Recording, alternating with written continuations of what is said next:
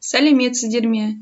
Мен Санжар Жандосов атындағы Қаскелең кәсіптік техникалық колледжінің өндірістік оқыту шебері Атшабарова Жанель Талғатқызы. Сабағыма қош келдіңіздер. Балалар, мына суреттер нені сипаттай алады, ойланып көрейікші. Бұл дәнекерлеу барысында пайда болған ақауларды бейнелейді. Ал олай болса, бүгінгі сабағымыздың тақырыбы дәнекерлеу барысында пайда болатын ақаулар. Сабағымыздың мақсаты дәнекерлеу жұмыстары кезінде пайда болатын ақауларды және оларды болдырмау, жою жолдарын үйрену. Күтілетін нәтижелер: дәнекерлеу барысында пісірілген жіктердің көп кездесетін ақаулардың түрлерін, олардың пайда болуының себептері және бақылау әдістері. Қайта орнына келтіріп, жою әдістерін біледі, қалпына келтіре алады. Бағалау критерийі: дайындамаларды жинайды және оларды ұстата алады. Пісірген бірікпелердің жік ақауларын анықтай алады. Кеткен ақауларды түзету тәсілдерін біледі. Жалпы ақау дегеніміз, балалар, сызбалар талабы мен техникалық жағдайлардан әртүрлі ауытқулар барысында дәнекерлеу жалғауларының сапасының нашарлануы, оның механикалық қасиеті, жайылып түсуі, тығыздығы, тағы басқалар. Ақаулардың пайда болу жолдары негізінен металдың жақсы дәнекерленбеуі, дәнекерленгіш қасиетінің төмендігі болып табылады. Ақаулардың бірден-бір пайда болу себептері, балалар, ол электрод сапасының нашарлығы, электродтың қозғалысын жүргізуге икемсіздік танытқан үшін, маманның кәсіби біліктілігінің төмен болуы, пісіру жұмыстарының ұқыпты орындамауынан пайда болады. Және пісіру тоғы күшінің жетіспеушілігі, тоқтың күші тым аз немесе жоғарылануы, металдарды дұрыс таңдамау, металдарды пісіруде қалыпқа отырғызу, қыздыру дұрыс болмағандығынан пайда болады екен. Дәнекерлеу өндірісінде ақаулардың төмендегідей түрлері бар. Металды дәнекерлеуге дайындауда және жинақтаудағы ақаулар, жік формаларындағы ақаулар және сыртқы және ішкі ақаулар.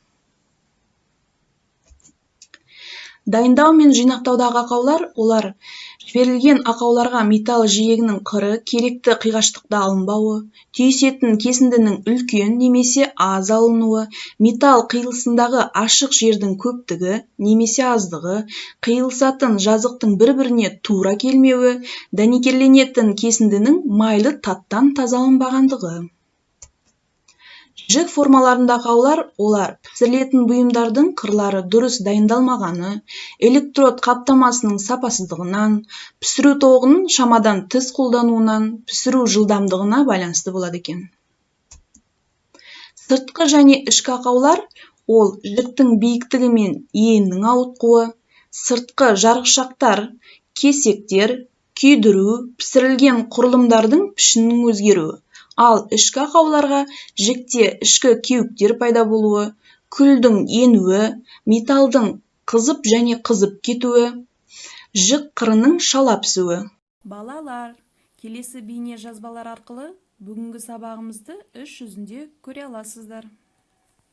Бүгінгі сабағымызда айтылғандай ақаулардың түрін іс жүзінде көрсетемін. Бірінші, біздің пісіру кезінде қозғалыстың жылдамдығына байланысты пайда болатын ақаулар және пісіру тоғының дұрыс пайдаланбағандығынан пайда болатын ақауларды осы видеодан көре аласыздар.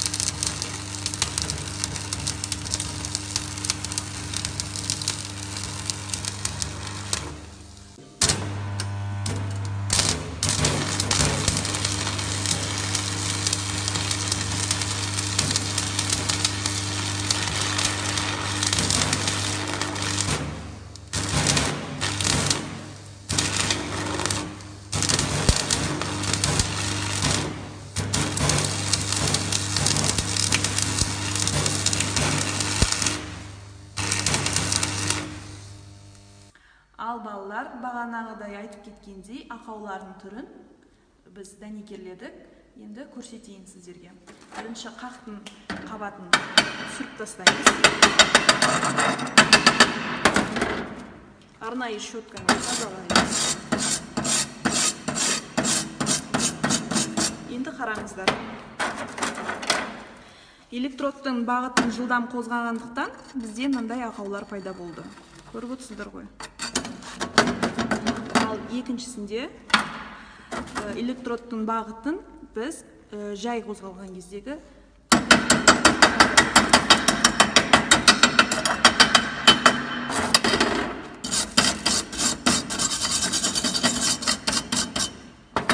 бағыттың аз болған кездегі жігіміз. Келесі бізде тоқ күшін көбейткен кезде бізде мынандай ойық кратерлер пайда болды. Ол да ақаулардың түріне жатады. Бізде мынау келесі ақау тоқ күшінің аздығынан пайда болған ақау. Көріп отырсыздар, мінекей. Осындай ақаулар болмау үшін біз электродтың бағытын дұрыс бағыттауымыз керек, және тоқ күшін дұрыс таңдауымыз керек екен. Ал балалар, осы бейнеролик сіздерге пайдасын тигізеді деген ойдамын. Рахмет. Сәлеметсіздер ме? Мен Санжар Жандосов атындағы Қаскелең кәсіптік техникалық колледжінің дәнекерлеу ісі мамандығының 2-ші курс студенті Жақсыбеков Атабек. Біздің өндірістік оқыту шеберіміз Жанел Талғатқызы Платонус бағдарламасынан жіберген тапсырмасы дәнекерлеу кезінде пайда болатын ақаулар. Дәнекерлеу кезінде пайда болатын ақау түрлері өте көп. Солардың бірнешеуіне тоқтала кетейік. Ойып алу, дұрыс құймау, күйдіріп тесіп жіберу, сондай ақау түрлері өте көп кездеседі. Бүгін мен практикалық іс жүзінде осы ақау түрлерін көрсететін боламын. Мен металдарды дайындап алдым. Біздің металдар дәнекерленген кезде бірінші ақау ол электродтың бағытын жылдам алған кездегі пайда болатын ақау түрі.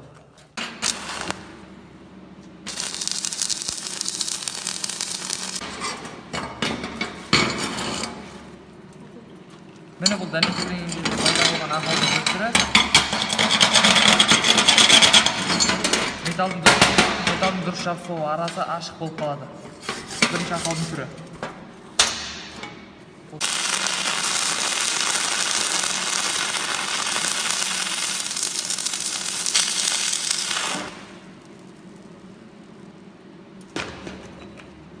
Бұл бізде дәнекерлеу кезінде пайда болған екінші ақаудың түрі тоқ көзінің күшеюінен пайда болатын ақау ойық кратер деп аталады.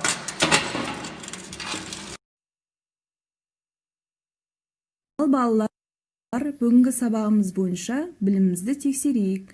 True шын, false жалған.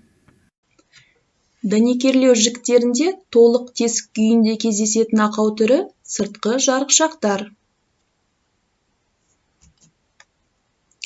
Жалған. Дәнекерлеу жіктерінде толық тесік күйінде кездесетін ақау түрі күйдіріп тесіп алу. Электрод қаптамасы ылғал болса, жікте ішкі кеуіктер пайда болады. Дұрыс. Электрод қаптамасы ылғал болса, жікте ішкі кеуіктер пайда болады екен. Металдың қызып және күйіп кетуі электрод диаметрінің өлшемі үлкен болғандығы. Жалған. Металдың қызып және күйіп кетуі тоқтың күші шамадан тыс көбейгені. Жіктің қалқып төгіліп қабыршақтануы электрод сапасының нашарлығы. Дұрыс. Жіктің қалқып төгіліп қабыршақтануы электродтың сапасының нашарлығы. Құрамында зиянды қоспалардың жоғарғы болған жағдайда ақаулар пайда болмайды. Жалған. Құрамында зиянды қоспалардың жоғарғы болған жағдайда сыртқы жарықшақтар пайда болады. Бүгінгі сабағымыз сіздерге ұнады деп ойлаймын. Үй тапсырмасын мен Платонус платформасына жүктедім. Сіздердің кері байланыстарыңызды күтемін. Назарларыңызға рахмет. Сау болыңыздар.